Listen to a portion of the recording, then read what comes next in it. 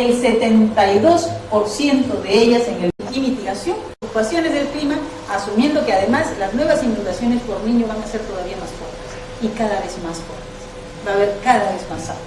Entonces, dentro del planeamiento urbano tiene que entrar el concepto de gestión del clima, de adaptación, de mitigación y de promoción de proyectos MDL.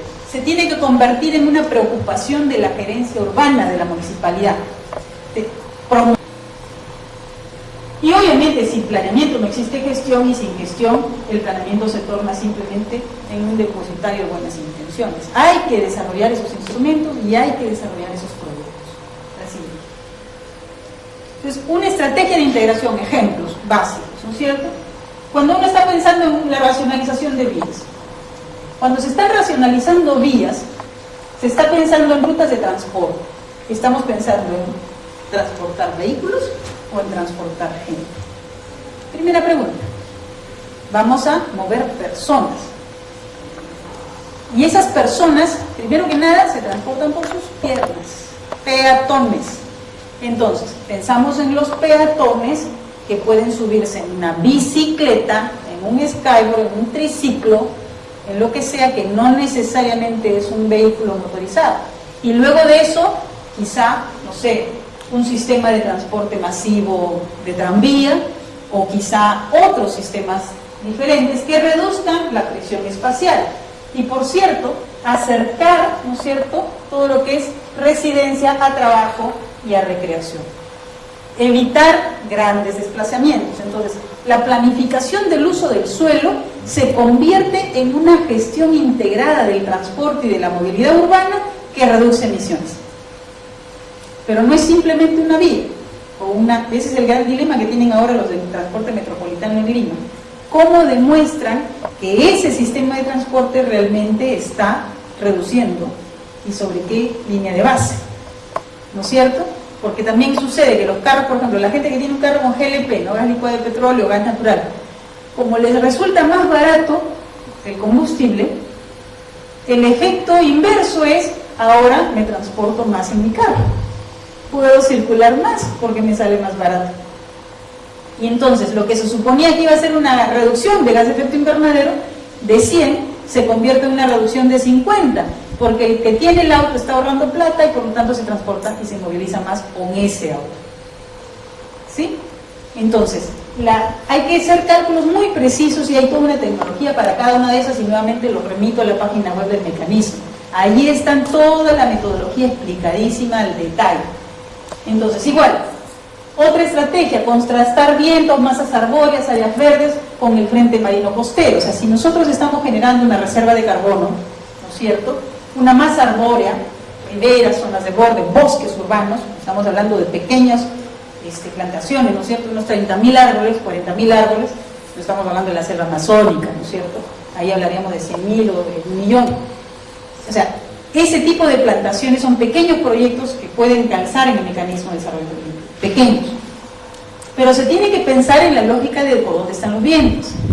Se tiene que pensar en la lógica de cuántos son las emisiones que se están generando a partir de que se están absorbiendo a partir de estas zonas verdes.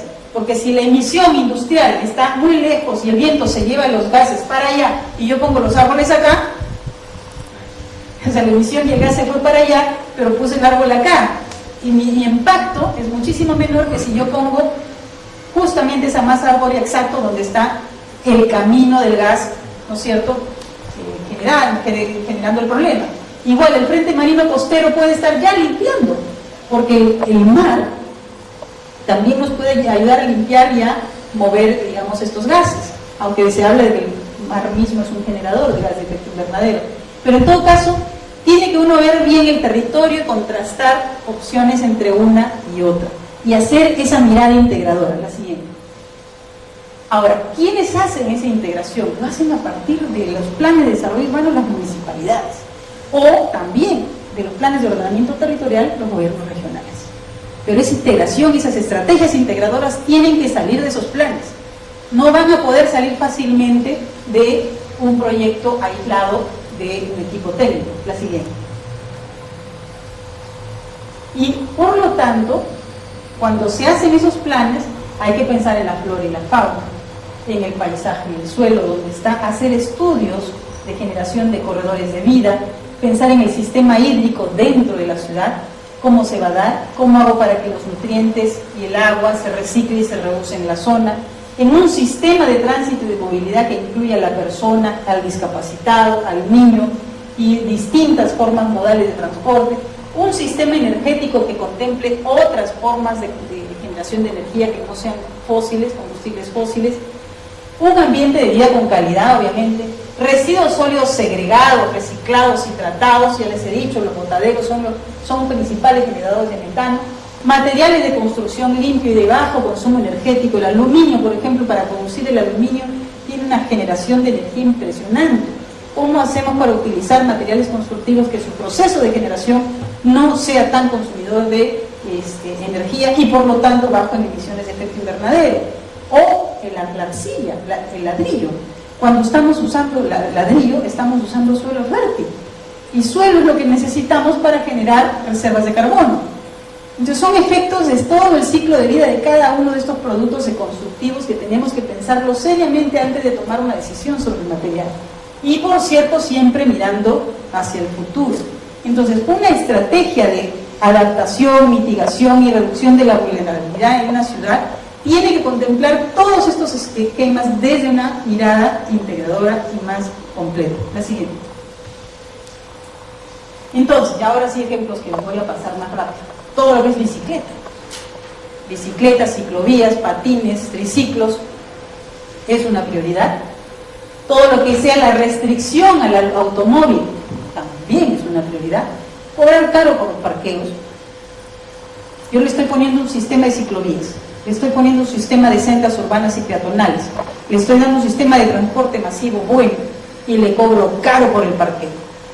Entonces estoy restringiendo a la persona el uso del auto y le estoy dando a la vez todas las facilidades para que se transporte de otra forma. Eso es un programa, ¿no es cierto? Los proyectos de mecanismo de desarrollo limpio ya están desarrollando propuestas programáticas de este tipo. La siguiente. Mañana Eduardo nos podrá explicar mejor. Entonces son mis programas de accesibilidad y movilidad diferentes, estableciendo redes multimodales, modalidades diferentes, peatonal, ciclovías, autobuses, buses, tranvías y cualquier otra cosa que se nos ocurra, globos aerostáticos, lo que se nos ocurra, botes, mientras no estemos generando, claro, energía con un combustible fósil. Descongestionamiento de vehículos, circulación, un área congestionada, son carros plantados, generando gases y generando una seria contaminación del aire, pero además un montón de gases de efecto invernadero. Entonces, mientras